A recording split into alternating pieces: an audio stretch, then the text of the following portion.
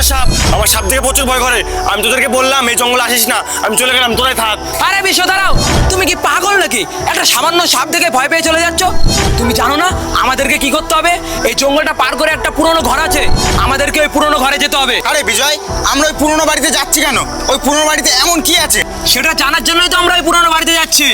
তুমি আবার এখানে দাঁড়িয়ে আছো কেন? তাড়াতাড়ি চলো, আমাদেরকে এই জঙ্গলটা পার করতে হবে। আরে ভাই, ওই দেখ হাতি, আমি আর ওই ঘরে যাবো না, আমার খুব ভয় করছে, আবার কখন বাঘ চলে আসবে। হট ব্যাং সবসময় খালি ভয় পায়, এত ভয় পেলে হয় নাকি? ঠিক আছে থাক, তোর যেতে হবে না, তুই এখানে থাক। সোলজার চলো, আমাদেরকে তাড়াতাড়ি ওই পুরনো বাড়িতে যেতে হবে, চলো চলো। বিজয় দাঁড়াও, বাঘের আওয়াজ। আরে সোলজার, তুমিও ভয় পাচ্ছ? আরে বিজয়, ওই দেখো বাঘ, ওই বাঘটা তো বিশ্বকে খেয়ে নিচ্ছে। তাদের এখান থেকে পালাও, এখানে মনে হয় আরো বাঘ আছে, নাহলে আমাদের খেয়ে ফেলবে। সোলজার, তোমরা এত তাড়াতাড়ি জঙ্গল থেকে চলে এসছো, আর জঙ্গলের পিছনে যে পুরনো ঘরটা ছিল সেটা থেকে তোমরা কিছু পেয়েছো? আর তোমাদের সাথে যে বিশ্ব সোলজার ছিল সে কোথায়? তাকে তো আমি দেখতে পাচ্ছি না।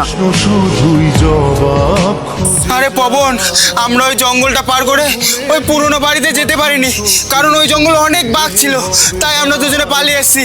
আর ওই জঙ্গলে একটা বাঘ সোলজার বিশ্বকে খেয়ে ফেলেছে। আমরা ভেবেছিলাম ওই জঙ্গলটা পার করে ওই পুরনো বাড়িতে যাব, কিন্তু এখন মনে হচ্ছে আমাদের ওখানে না যাওয়াটাই ঠিক। বিজয়, তোমাদের যেতে হবে না, আমি একাই ওই জঙ্গল পার করে পুরনো বাড়িতে যাবো। আর সামনে যদি বাঘ আসে, আমি বাঘের সাথে লড়াই করবো। তো আমি ওই পুরনো বাড়িতে যেই ছাড়বো, আমি যাচ্ছি।